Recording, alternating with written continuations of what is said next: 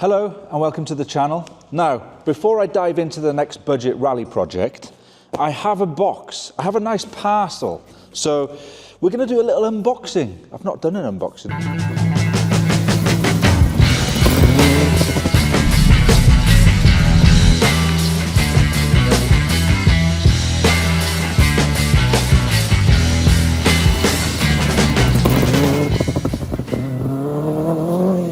Right, let's unbox.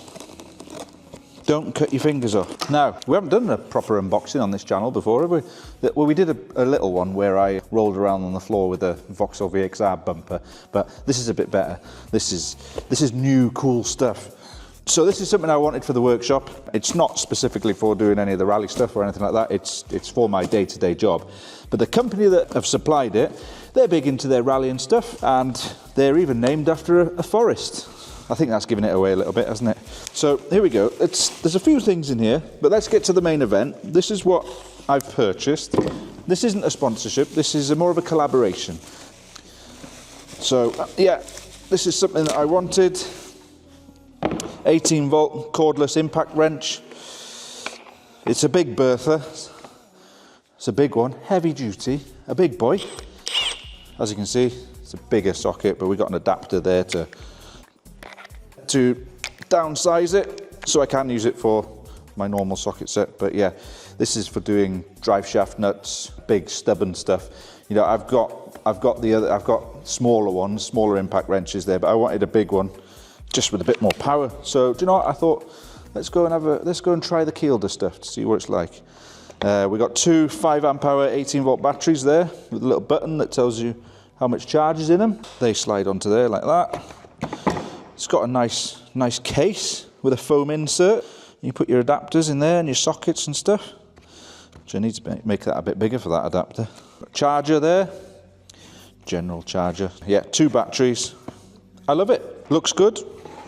Let's see when we get onto one of our projects. Let's see how it works. So we're going to get that once I get back to unveiling the new project. I will be using this, so you can see it, and I'll tell you a little bit about it. I'll tell you some specs, etc., as much as I can remember.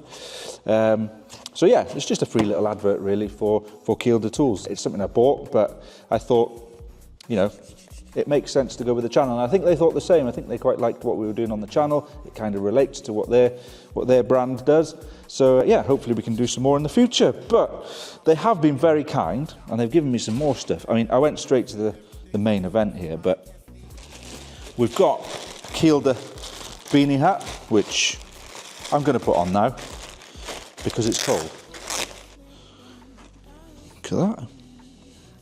I love it. So that's that. What else have we got? Oh, like that. Kielder torch. Let's get that out. These are dead handy for doing MOTs and stuff. Also, on the rally theme, good to put in the rally car. Look at that. That is flat. I will charge it. USB charger. Everything's USB charging. Oh, look there, it's working. There, look at that. Oh, it clips on there as well. Look. I love that. Thank you, Kielder Tools. I did not expect that. Torches on there, and then the main one on there. LED. Bloody cool that is. So we'll get that charged up. I've got a hat, I've got a free torch, and I've got my product. So, yeah, all that's left to do now is use it. So the next time you see it, unfortunately, Kielder, it might be a little bit dirtier. I hate it when you have to put your first bit of dirt on a new tool or anything new really. But I think it's going to do the job. Thank you, Kielder Tools, for just entertaining me with this. Now let's get back to the channel and let's tell you what we're going to do next. All through 2026, there will be a discount code running, AutoMax 10. That'll give you 10% off all Kielder products, whether it's impact guns, torches, hats, wherever you want. Go on the website. Once you get to the checkout, insert the discount code there, AutoMax 10, 10% off. Sounds flipping great, doesn't it? Go and do it. Thanks. Love it. We are going to unleash some sleeping beasts out of the other part of the workshop. There's 2 Subarus in there, which I think we need to bring out, and I've been highly influenced from our recent trip to Autosportif. A lot of you enjoyed that episode, so thank you all for watching that. And again, thank you to Howard and all his team. But that has heavily influenced us to get these cars out. So one of them you know about, the other one you might not have seen, but I have mentioned it. So the plan today is to bring it out. Yes, it's another project, but it is one that I have been gathering bits for, and it's been sitting in the corner for a while. I just haven't really showed you. So I'm going to show you today what it is, and I'm going to tell you a little bit about it, a little bit about why I wanted to keep it and why I want to do it up. And also, I just can't remember what it's like underneath. So we're going to do that now. It's raining because it's December in Wales and it's cold. So I'm going to have to make sure I put my Kielder hat on. I feel much better now, my head is warm. Here we are in my barn. It's a little bit of a barn find that I knew about. We all know EDM, S44 EDM. So I'm going to pull the cover off this one, fire it up, take it out. It's the one behind it is the one that I want to introduce you to. I may have talked about it, I can't remember. But anyway, it's going to be basically an episode about that car because it is, I say it's special. It has got some history and some provenance. So that's the reason why I was sparked by Howard and the team just to maybe decide to get it out and start working on it. So yeah, right, let's get this one out first and then we'll get the other one. This one should start because it is on a trickle charger, but you never know. These little race batteries, they don't always like being stood. Also, I think there's cats been in here, not in the cars, but just in here, because I can see cat fur and paw prints, and I'm allergic. Let's see if it starts. Here we go. In we get. A little bit quieter in here. A little bit. It's one car out. Right. You can see the front of this one, so you already know. Sorry if you can hear that growling other Subaru in the background, but I don't want to, you don't, if you're moving these cars in and out, any race car really, any high performance car, you don't want to just switch them off because it'll foul the plugs most likely. So it's nice to get them up to temperature, let them run for a bit and then switch them off after. This may be a bit of a pig to start because it doesn't get started very often. I have already changed the plugs on it once since it's been sat here. I don't think there's any seats in it, so I'm going to have to sit on the floor. And I think the tyres are flat. Yeah, they're pretty flat. Anyway, let's roll it off. We'll drive it out, hopefully, and then we'll get it on the ramp and we'll have a little talk about it.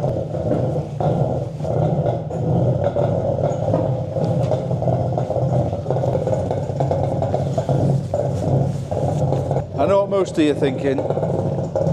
It's just a ratty old silver Subaru. But it's not, it's more than that. Like I said, I'll tell you in a minute. It's left-hand drive as well. So I'm gonna try and get in between there somehow. Let's see if she starts. It's tight in here. Ignition on. I can hear a fuel pump, which is a good sign. It's not going yet. Nearly. There we go. Can I ask cameraman Chris to close the bonnet, please? Come on. Hey, we might have to get out this way. So here we are. Here she is. She's not just a standard rear quarter dented Subaru GT8. Now, what do we know about this car? We don't know a hell of a lot. There's some pieces around the car that tells us it has a history. The number plate is 1. The number plate is L100 FDD. Now this was driven, that number plate was used by a guy called Freddie Dore, or Frederick Dore. He was very, very influential in Prodrive for, well, he started off, he used to rally GC8 Group A cars, and he also rallied later on world cars, and they were always white. And someone said to me that he actually paid extra not to have any championship stickers on his car. They were just plain white cars. Everything Freddie did was immaculate. He had everything he had, his service crew, his recce cars. I mean, he'd be sorry to see what's happened to this one, but everything he had was immaculate. Now this is talking from mechanics and people who used to work with him back in the day. They always said, if you were on Freddie's team, because I think not only was he with Prodrive, he was also with the All-Stars team, which was like a branch of Prodrive, like a separate branch where people like Christoph Hollowitz, Freddie and many other people, Toshi Arai, A lot of people like that, they ran in All-Stars cars, so a lot of Prodrive engineers went and worked for them. Now, we think that this was owned firstly by Prodrive and Freddie, secondly by All-Stars. It was used as a recce car for Freddie Dore and potentially Tosha Arai. We think we know that. The reason why I know, or is where I've got a good idea that Freddie used it on the RAC in 1996. Most of you know that wasn't a World Championship round, but a lot of World Championship drivers did it. We've got a sticker on the front corner there, a scrutineering sticker, and the scrutineering sticker says car 33. So if you look on the entry list to the RAC in 1996, you'll see Freddie Dore was car 33 in a Group A Impreza, all white, with the registration L200 FDD. And this was L100 FDD. So is it a coincidence, or I'm pretty confident that that is Freddie's car from that information. Now, this video is a bit of both. A bit of an introduction to the car, what we've got, and also it's a bit of a shout out to see if anybody out there knows any more information about this car, because we'd like to piece up a little bit of history. A bit like what we spoke about in Howard's place. Howard always talked about provenance of cars, the history of cars, you know, giving them pedigree. It makes the car not only worth a bit more, but also it's just nice to have, isn't it? It builds up a little history about the car, so if you ever went to sell it, you can tell people about the history. But also, I want to use it. I want to do some of these demonstration events, which we've done a few already, but I'd like to do them with something that has a bit of history that I can talk about and that I can try and restore to how it was. And that's what a lot of people are doing. But some of these people with the Group A cars that Howard's rebuilding have quite a substantially large wallet compared to what I have. So for me, this is my way of mixing with those boys and doing the same kind of events, but on a slightly lower budget. But I'm still preserving something with history and driving and building something that has history and links with Prodrive. Now, some of you will know before I bought this, I did have a two-door Group N car, 511 DFC. That was a Prodrive built car. The thing with that car is it didn't have many famous names linked to it. It was just a factory built car by Prodrive, but that was a customer car. Still, it had some good history and it was a very well built car. If I've got any clips, I've rallied it quite a few times, so there should be some clips somewhere, so I'll stick those in now. I know the owner who's got it now, who's tidied it up a lot more than when I had it, and it looks really, really good. And it was a really good car. Now, yeah, so back to FDD. Let's have a little walk around it, because I've had it for a few years, but I put it in the corner because I wanted it, and I didn't want to start it until I was ready to start it. As you know, lots of projects come in and out. This one was something that I'm looking forward to doing, but I've just been influenced a little bit from our visit to Howard's, and yeah, I kind of wanted to get stuck into it. So at least I brought it out. Let's get it up on the ramp. Let's see how good or bad it is underneath. And then we'll talk a little bit more about Freddie and Subarus as we go and do that. So let's have a look. So as you can see from the front end, it's a very early car. This is a 1994 car, we believe, so ideal for historics, an early Group N car. So that's another thing we're going to do, is we're going to hopefully build it to historic specification and maybe get some historic paperwork for it. So we're going to speak to some scrutineers who are going to tell us what we can and can't do to these cars. And they have mentioned that there'll be a Group N section to the historics, which will be ideal for clubmen and people who can't afford the Group A stuff. There'll be a class for the lower cars, but it's very hard to police because there's so many variants of Subaru, especially the GC8, you know, different turbos, different intercoolers, different engine blocks, different everything. So we're going to try and find a happy medium so that we can compete in this under historic regulations. And we're going to document all this, because I think that's quite important, because somebody else could potentially, this car has history, yes, but you could buy a car without history and build that into historic spec. So there might be some useful information in that. Firstly, some of you will recognise the bumper is off a later one, so that's been changed at some point in its life, but I have got an early one, so we'll get that put back to how it should be. There's the number plate. I've had some reproduction ones made with a little Prodrive logo on them. That's how they were back in the day. Quite like that. That's the last thing you want to be fitting, isn't it? That's the last, not the first thing you buy. Retro plates, very good. They've made a few for me, even though I can make plates in my garage here, but he has all the little logos, and he's done some for my Aston, he's done some for my Samba, he's done, and put original dealer things on, so yeah, just a little shout out to him. Anyway, back to Subarus. Let's have a look in the engine bay. Engine bay looks pretty standard. I did speak to somebody, and they mentioned that the engine had been changed at some point in its life. So it's not the original engine, but that's not a problem because it needs to come out anyway. This engine can't stay in because it's probably not very healthy, or we don't know much about it. Now there's a little subtle thing. So that is a little Prodrive thing. Now every Prodrive car I've had or worked on are made like that, and then they just clip into there. The reason why I say that is because the normal Subaru ones are across here. We can see the clips for them there. They're normally a big long one across there, but this has been changed to that one. So yeah, the engine isn't very special from what we know, but to be totally honest, I don't know any history about this current engine. Gearbox, I do know a little bit about. The gearbox is a Quaife, 5-speed Quaife gearbox, dog box, 4.4 final drive, the diff to match. So that's good. Obviously it'll all need coming out and overhauling, as will the engine. I'm probably going to change the engine. Now we think from the webbing, we think that this is a closed deck block out of an RA, so that's very good. That's the engine that we want.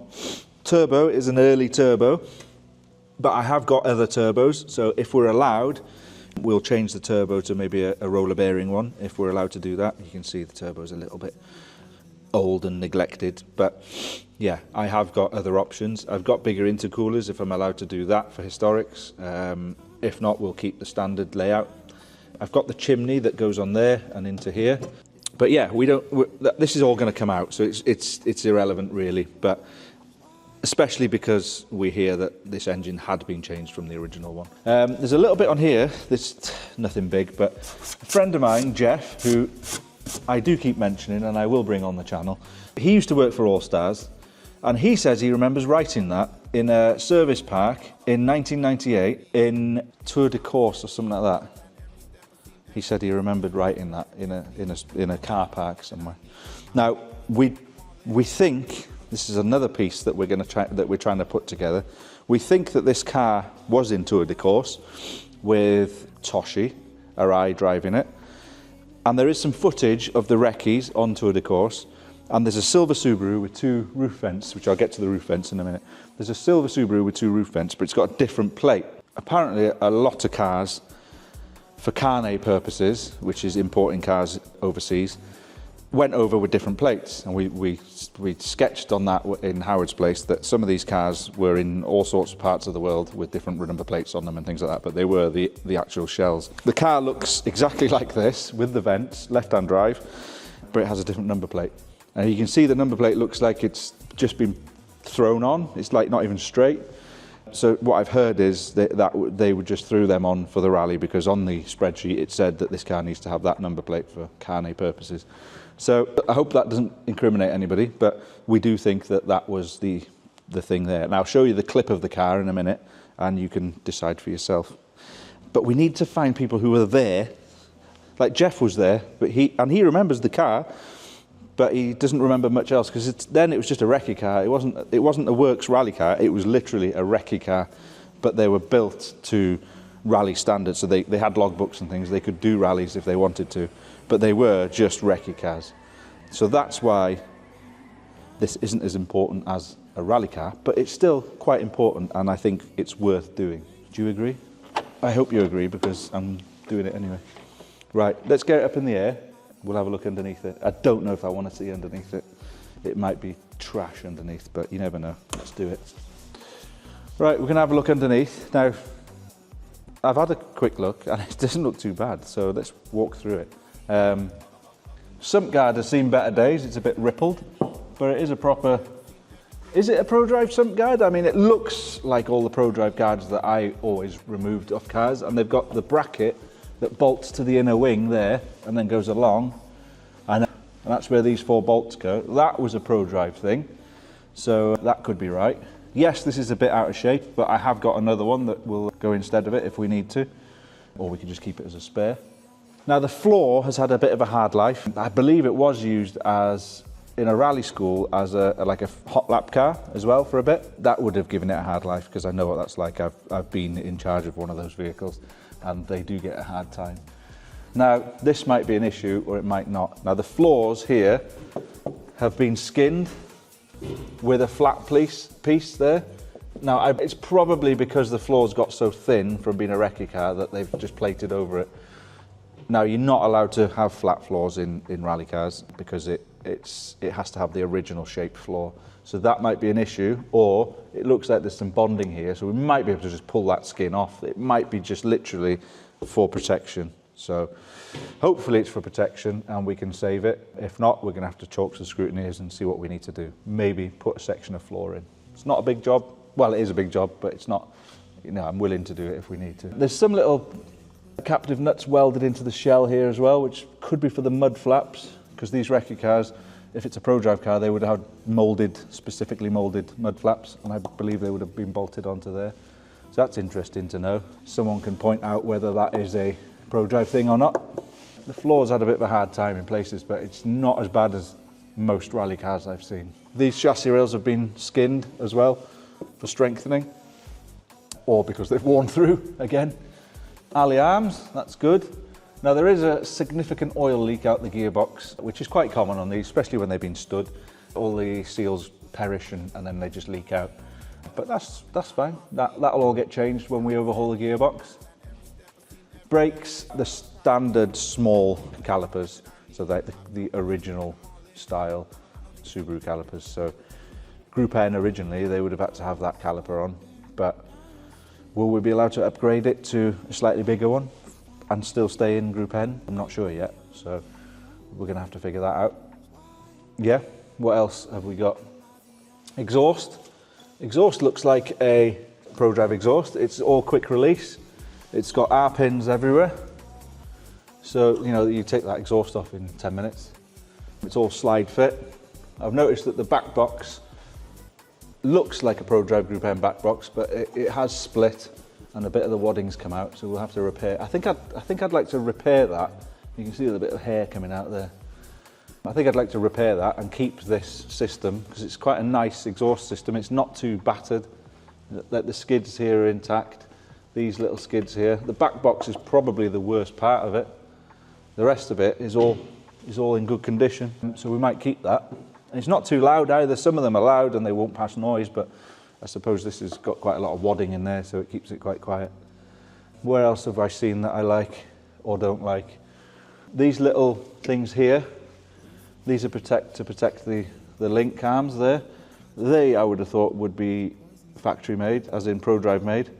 So I don't think, well, I know for a fact they didn't come standard like that, but they're a nice folded aluminium piece that have been put on each side. Now I think that's a Prodrive thing. Tank guard. Tank guard's very well made. It's properly bracketed on and all folded around the tank. Some tank guards cover the whole thing. They cover the diff as well. Some are separate like this, and you've got a separate diff guard. I have got a diff guard upstairs, but they're not that hard to get hold of, but that is missing.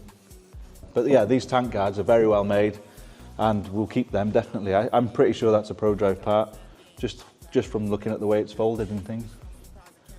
It would have been really good to have Howard here doing this with us, and then he could have told me what's right and what's not right. But I have worked in and around a lot of Prodrive cars, so there's some things that I remember and that I can point out. But it's a long time ago. It's before my time when they originally built these. I've just worked on them later on, and even by the time I worked on them, a lot of things were changed on them, are broken and replaced. So yeah, I'm just going what I've seen over the years, so hopefully I'm right on some things. Diff will need to come out. I've got quite a few of these, so it's not an issue, but it's leaked. So not badly, it's not actually dripping, it's probably breathed out, and yeah, it needs a good clean up, and the whole thing needs a clean up underneath here. A lot of this is dusty, dry mud. Good jet wash under here, strip it all down to a shell and start again. Is there anything else that I can see under here that might be relevant to Prodrive. It's got sill guards on it. I think they're aluminium. It's like double sill. And it might be the fact that I take those off and there's no sill left underneath, but yeah, they might have put those on to protect. But we'll have them off anyway. And Composites Cymru will make us some nice Kevlar ones to go on there. We've already talked about that. But the whole shell needs going over. I mean, this is a big project. This isn't an overnight job. This is a big project.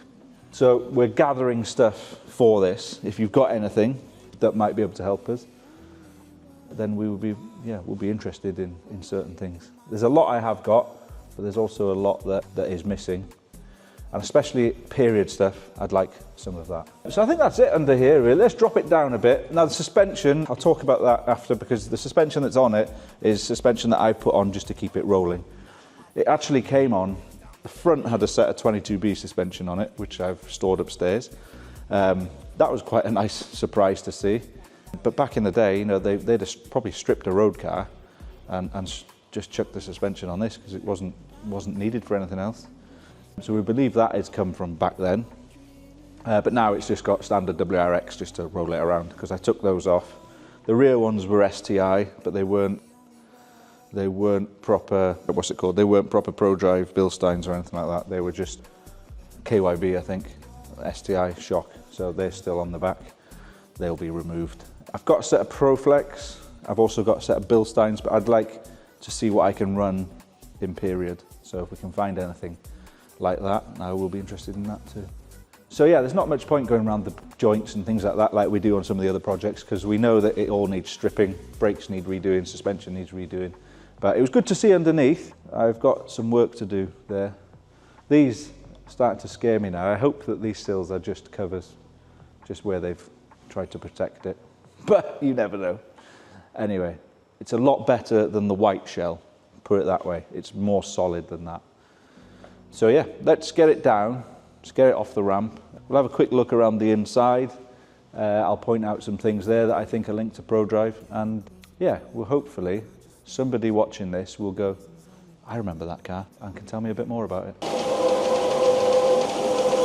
This is the Kielder 18 volt KWT 085, if you want to know precisely what it is. It's an 18 volt, 5 power battery with a quick charger, which is in here. There's the quick charger.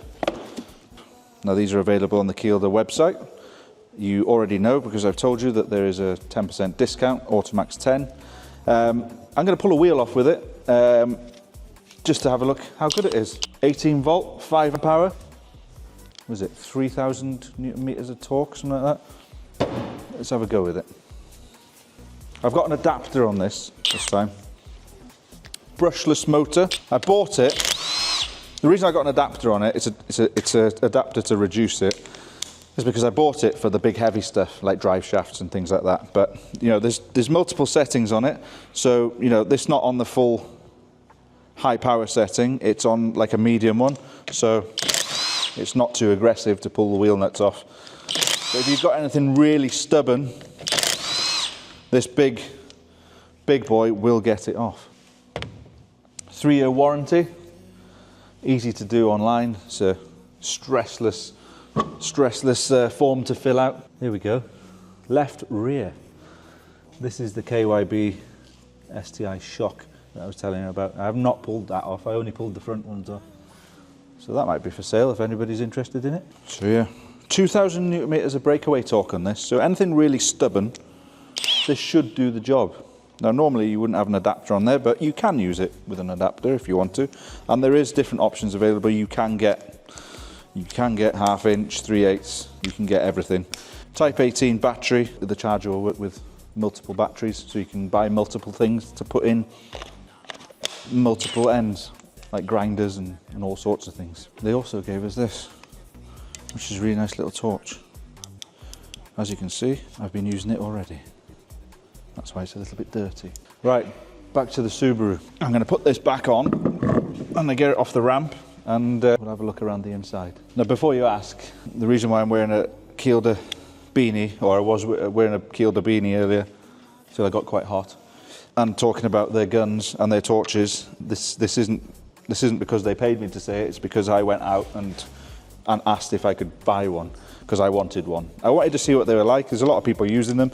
I see a lot of boys get the smaller one and they use them in the back of the rally car. So I thought, right, do you know what? I'm going to try them out. And so far, I'm quite happy with it. It's not, as you can see, it's not brand new because I've been using it all week in the workshop. So it's quite dirty already, so I apologise for that. But it's because at the moment, it's my even with the adapter on it, it is my go-to one. And I've been using it on every car that comes in so far. So, and I'm thinking, because we got the Type 18 charger and it's got interchangeable, I might get some more Kielder stuff so I can use with this. I might even get one for the car and have the little thing that goes in the spare wheel well and insert it in. Look nice, wouldn't it? But yeah, I'm very happy. It's a very good product. Again, I'm not getting paid to say that. I'm saying it because I wanted it. I wanted it anyway.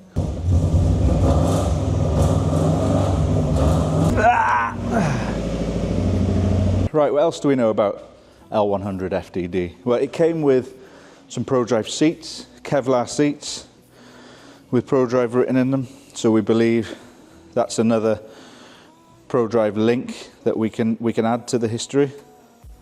These are not in fantastic condition, but they are there, aren't they? And they were in this car, and maybe Freddie specified he wanted that certain seat in this car. We know Freddie did like his creature comforts. He spec'd every one of his cars, even if they didn't come with electric windows, he spec'd them with electric windows. We know that. That was a Freddie thing. He had to have electric windows. He spec'd this car with these roof vents. So these are proper Prodrive roof vents, which are very hard to get hold of, but these are the original ones. These were put in factory. So that's another thing we can add to it. Now, Freddie Dore was not only a big rally man. If any of you know about the 550 project, the Ferrari 550 project that Prodrive ran, and McRae famously drove one in Le Mans, among other drivers. We'll put some clips up on it now. Freddie Dore, where he was a driver as well, he basically financed that project. That was one of his things. So over the years, he had a lot of influence in Prodrive. So that's why I think this car is quite important, because of that link, basically. It'd be nice to speak to Freddie one day and see if he remembers the car and remembers the times he did in it, and maybe some stories and things that we can add to the history. But if not, there's got to be someone out there that knows something. Now, what else have we got? Now, we think this might have been a Prodrive thing. This would have been for the radio, for the recce-car. The rest of the aerial's missing, but we think that might have been there from back in the day, but we're not 100% sure. Seats, we've covered seats, we've covered the engine. That's the reg. Let's have a look inside. I'll go around the other side and I'll join you inside. Now, I know what you're thinking. It's horrible in here, and yes, it is. There's a bit of interior, and then I don't know if Freddie spec'd that he wanted a bit of creature comforts. I know he did with the windows, but did he with the bit of carpet as well? But it's very dusty, so there must have been a lot of holes in here getting dust in, but that was probably from its later life. There's a few Prodrive things on here. There's a Lifeline fire extinguisher system. Now, and these switches, I remember these in a lot of Prodrive cars. But this toggle here, this would have been for the diff. Now, I had exactly the same one in my Group N Prodrive car. It had exactly the same diff controller as that. It was like a oven switch, basically. But I remember that from mine, so that made me think maybe it is a Prodrive thing. We got some ECUs all hanging out here, a left-hand drive silver, and it says on there, I'll show you in a minute if you come round, it says on there 32mm, which I assume is the restrictor, Prodrive National. So is that Prodrive Nat, it says. So Prodrive must have been in that ECU at some point, and that will be the that other ECU there is the one for the diff, so gearbox ECU basically. So yeah, there's some other little things there, isn't there, that we can piece together. Fire extinguisher, nice little bracket on it. That was probably put in later, and we can see the bolts for that underneath sticking through the floor. Floor looks a bit rippled, but it doesn't look rotten, so that's the main thing. Decent cage, but we got all the paperwork for the cage and everything. Some map lights here, which co-drivers would have had. I don't know if I've mentioned it's left-hand drive as well. There's not many left-hand drive ones around, so yeah, that is another thing that might say it's Freddie's, because he would have wanted a left-hand drive car. I'm going to keep it left-hand drive because that's how it was, that's how it should be. I quite like it. I've driven quite a few left-hand drive cars, so it doesn't really bother me. What else have we got in here that's... Now that lamp pod, let me talk to you about that lamp pod. Let me get it out and I'll show you why this is quite special. I say special, it's not that special, but it is something different. So this lamp pod is called a recce pod. So that goes on there like that. Now, I might have some pictures somewhere. If I can find them, I'll put them on. There's some pictures of McRae in his recce car using one of these recce pods.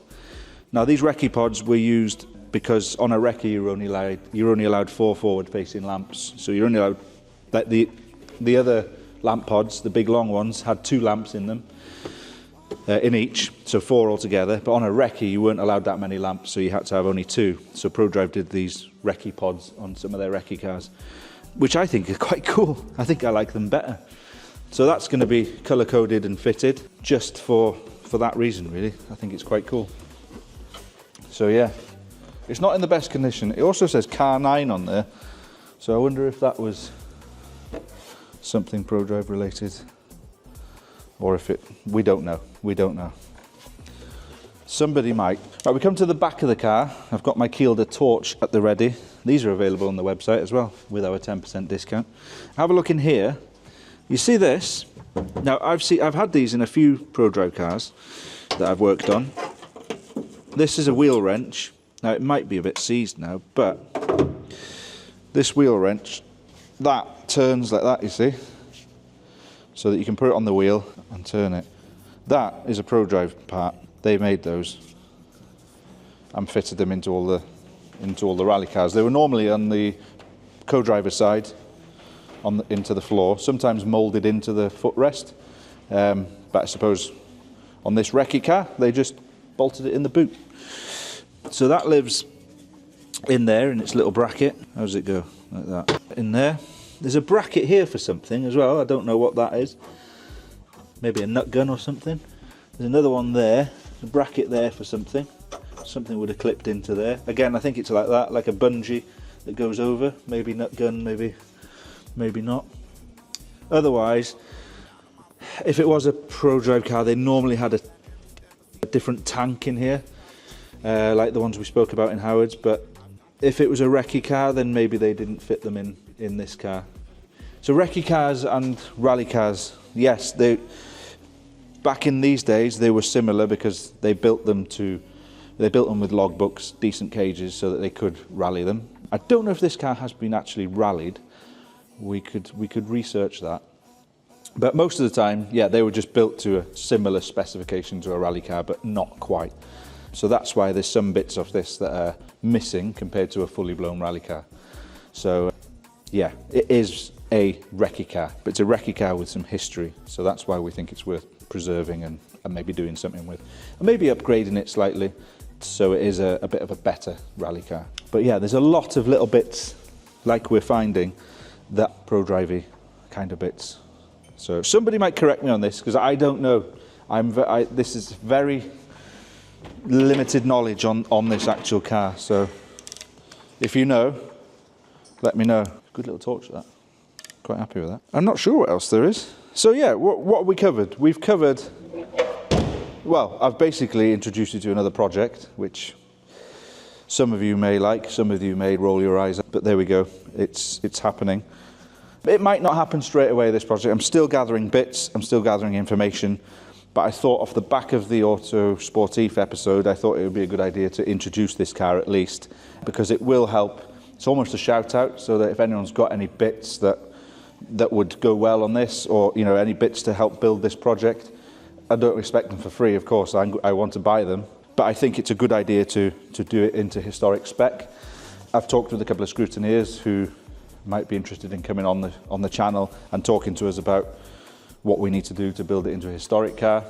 I know a lot of it because I've done a lot of research, but there's some things that are a bit grey and I'm not quite sure about, so we'd need to cover those. But yeah, also, if anybody knows anything about L100 FDD, please comment, please get in touch, because I want to know everything about it. I want to build up a bit of a portfolio. I'll probably keep this one for a bit, believe it or not. But yeah, it'd be nice to get out to some shows, maybe go abroad, do some of those events with it. If we get accepted to those events, then that would be good. I know there's a lot of Subarus in those events, especially Group A cars, so something like this would not be as special as those. But it has got some kind of history, and yeah, maybe it gives us a chance as a, you know, clubman to get out and do them. Maybe we could do some rallies. But yeah, follow us on that journey. It'd be good. It'd be good to add some more names to who's driven it as well. Even if it's just, I don't know, some clubman people. Somebody's got to know. Somebody's got to have some more information. I think in some of the videos, these wheels were actually on it as well. So they might be from back then as well. They are a Subaru wheel, but to rally it, obviously we'll put something else on it. We've got quite a lot of wheels, X-Works wheels and things like that. So yeah, we'll put something on it. So thank you for watching this episode. Thank you to Kielder for just being supportive of us on this episode and getting involved with us. Hopefully we can do some more in the future. Thank you all for watching. This is just a little episode about an introduction to this Subaru, basically off the back of visiting Autosport Eve. I thought I should bring it out and unveil it and get the ball rolling with this project. So yeah, thanks for watching. Tune in next week. I'm not sure what we're doing, but we'll probably do something exciting. And if you've got anything that we could go and see, or any projects that you want us to come and look at, or any ideas of any content, please get in touch, because we are more than happy to travel around the country, even the world, to bring you some really nice content, because we do love doing it. So yeah, thank you very much. Like and subscribe, and we'll see you very, very soon.